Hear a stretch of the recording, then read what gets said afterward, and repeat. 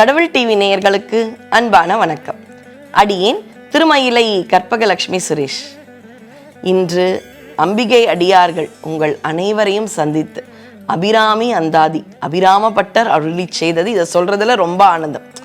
ஏம்மா ரொம்ப நாளாக தானே அபிராமி அந்தாதியை பற்றியும் திருக்கடவுர் பற்றியும் 23 பாடலையும் சொன்னீங்க, இன்னைக்கு என்ன அப்படின்னு. சில பாடல்கள் கண்டிப்பாக தெரிஞ்சிருக்கணும். 100 பாடலில் ஒரு 3 பாட்டு சொல்லுங்கன்னா அதில் ஒரு பாடல் இந்த பாடல், அடுத்தது தனம் தரும். அது மாதிரி ஒரு 3 பாடல் எங்களுக்கு சொல்லுங்களேன் அப்படின்னா, தயவு செஞ்சு 100 பாடல் படிக்க முடியலையா கவலையை விடுங்க.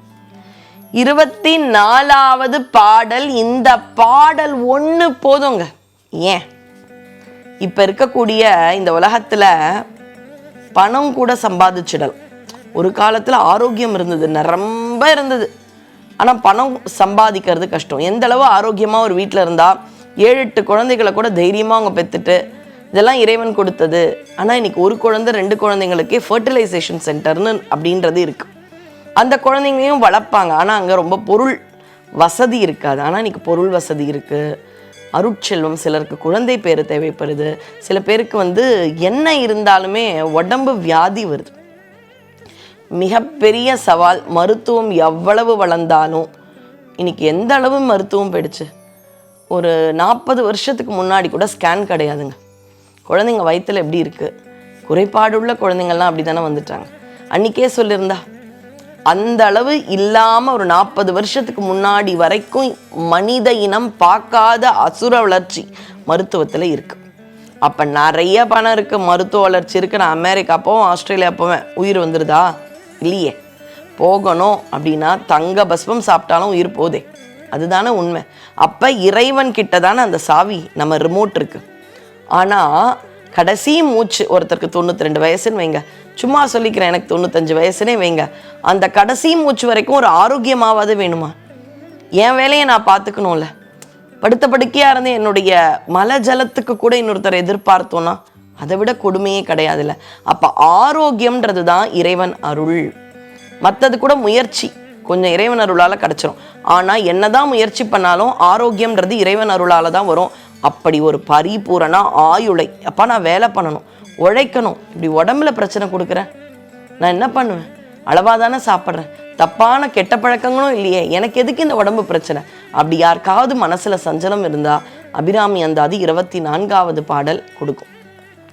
அபிராமி அந்தாதி ஒரு பாடல் நிறைவில் இருக்கிற வார்த்தை அடுத்த பாடலுடைய துவக்கம், அதுதானே அந்தாதி. இந்த 24வது பாடல் அழகு என்னன்னா, இந்த பாடலே ஒரு அந்தாதி. பாடலுக்குள்ளேயே முடிகிற வார்த்தை அடுத்ததுன்னு பாடலே ஒரு அந்தாதி ஸ்டைலில் இருக்கும். ஆதிபராசக்தின்னு ஒரு படம் வந்தது, திரைப்படம். அதில் இந்த அபிராமியினுடைய அற்புதமான காட்சிகள் எல்லாம் வரும். அதில் சொல்லடி அபிராமி அப்படின்ற பாடல் வரும். அந்த பாடலுக்கு முன்னாடி அபிராமப்பட்டரா நிற்கிறவர் ஒரு பாட்டை பாடணும். ஏதாவது ஒரு பாடல், 100 பாட்டு இருக்கே, ஒன்றை பாடிட்டு அந்த பாடலுக்கு போகணும். அப்போ அம்பாள் தன்னுடைய அந்த தோடு தாடங்கத்தை போட்டு நிலவு வர வைப்பா. இதுதான் காட்சி. எந்த பாட்டை பாடலாம்? அப்போ தேர்ந்தெடுக்கப்பட்ட ஒரே பாடல் இந்த பாடல். அப்போ எவ்வளவு முத்தான பாடல். இந்த ஒரு பாடல் உங்களுக்கு ஆரோக்கியத்தை கொடுக்கும். ஆரோக்கியம் இருந்தால் வாழ்க்கையில் எதை வேணாலும் செஞ்சிடலாம். குடும்பமும் நாமும் ஆரோக்கியமாக இருந்தால் ஓடி போய் அப்படியே உற்சாகத்தோடு வேலை பண்ணி உழைப்பால் முன்னேறி விடலாம். அதுதான் சத்தியம். மணியே மணியின் ஒளியே, ஒளிரும் மணி புனைந்த அணியே, அணியும் அணிக்கு அழகை, அணுகாதவர்க்கு பிணியே, பிணிக்கு மருந்தே, அமரர் பெருவிருந்தே, பணியேன் ஒருவரை நின் பத்மபாதம் பணிந்த பின்னே. அவளை மணியேன்னு கூப்பிட்றார். இன்னைக்கும் பாருங்களேன், மணி விழான்னு சொல்லக்கூடிய 60வது கல்யாணம் திருக்கடையூரில் தான் நிறைய பேர் பண்ணிக்கிறாங்க. அண்மையில் அடியேன் போனேன். அப்படியே போனாலே பார்வதி பரமேஸ்வரன் மாதிரி ஒரு வயதான தம்பதிகள்லாம் அழகழகா வருவாங்க. மணி விழா அப்படின்னா, மணிகள்னா என்ன? நவமணிகள்னு சொல்கிறோம் இல்லையா? அந்த மணிகள் அவள்தான் அப்படின்றத சொல்லிகிட்டே இருங்களேன். உங்கள் மணி விழா கூட திருக்கடவுரில் நடந்துடும். மணியே, அந்த மணிக்கு இருக்கும் ஒளி, ஒரு பவழம் முத்து, அதுலேயும் ஒரு பளபளப்பு இருக்கும் தெரியுமா? அது அப்படியே கண்ணே கவராமல் இருக்கக்கூடாது. அதில் ஒரு ஜொலிப்பு, அதில் ஒரு வைரத்தில் ஒரு ஒளி இருக்கு இல்லையா? அந்த ஒளியும் அவள், மணியும் அவள், ஒளியும் அவள், ஒளிரும் மணி புனைந்த அணியே.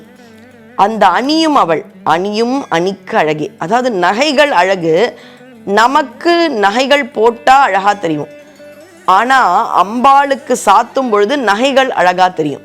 அணியும் அணிக்கு அழகே, அணுகாதவர்க்கு பிணியே. அணுகலை, அவ இல்லவே இல்லைங்க, கடவுளே ஒன்று கிடையாதுங்க, அபிராமியெல்லாம் ஒன்றும் இல்லைங்க, இதெல்லாம் சும்மா ஃபேக் இப்படின்னு சொல்கிறவர்களுக்கு அவள் பிணியா. ஓ, கடவுள் இல்லைன்னு சொன்னால் நோய் கொடுத்துருவாளா? இல்லைங்க, பிணி என்றால் பிறவி பிணியை கொடுப்பாளாம். இறைவனை உணர்ந்தால் தானே முக்தி. முக்தி கிடைக்காத வரைக்கும் மறுபடியும் மறுபடியும் மறுபடியும் ஒரு ஒரு ஊரில் ஒரு ஒரு அம்மா அப்பாவுக்கு ஒரு ஒரு அண்ணாக்கு ஒரு எங்கெங்கேயோ நம்ம பிறந்துட்டே இருப்போம். அப்போ எந்த பிணியை கொடுக்குறா? பிறவி பிணியை கொடுத்துருவா. பிணிக்கு மருந்தே. இப்போ எனக்கு பிணி இருக்கு, பிணி வேற நோய் வேற, ஆனால் ரெண்டுத்துக்கும் அவ தான் மருந்து. நோய்னா என்ன? ஒரு ஜுரம் வருது, ஜலதோஷம் வருது, மருந்து சாப்பிட்டா சரியாயிடும், அது நோய். பிணின்னு ஒன்று இருக்குது, தீரவே தெரியாது. பெரும் நோய்கள்லாம் பிணி. பசியே பிணி. காலையில் நல்லா சாப்பிட்ருப்போம், 20 இட்லி கூட ஒருத்தர் சாப்பிட்டு 21 அப்பா முடியாதுன்னு வார், ஆனால் ஒரு 3 மணிக்கு 2 மணிக்குள்ளே பசிக்குதுன்னு வார். அப்போ எது ஒன்று மறுபடியும் மறுபடியும் மறுபடியும் வருதோ அது பிணி. பசி பிணி, பிறவி திரும்ப திரும்ப வருது, அதுவும் பிணி. அப்போ அந்த பிணிக்கு மருந்து என்ன? ஒரு பசி, பிறவி, இதெல்லாம் ஸ்டாப் பண்ணணும். போதும், இந்த மாதிரி இடர்பட்டு துன்பத்தில் உழல்றது போதும் அப்படின்னா அதுக்கான மருந்து யாருன்னா அபிராமி. அமரர் பெரும் விருந்தே. அமரருக்கு எதுங்க விருந்து? அமுதம் தான். அந்த அமுதமுமாக இருப்பவள் அபிராமி. பணியேன் ஒருவரை நின் பத்மபாதம் பணிந்த பின்ன. அம்மா எவ்வளோ கஷ்டம் கொடுத்தாலும் போ, கொடுத்துக்கோ, ஆனால் உன்னுடைய பாதக்கமலங்களை பிடித்த இந்த மனமும் கரங்களும் வேற யார் பின்னாடியுமே போகாதுமா, நீ தான் எனக்கு சர்வமும் அப்படின்னு அவகிட்ட டமால்னு காலில் விழுந்துருங்க. ஒரு இக்கட்டான நிலைனா கேட்கக்கூடாதவங்க கிட்ட கூட எதையாவது உதவி கேட்டு அவமானப்பட்டிருப்போம்லங்க, அது நம்ம நேரம்.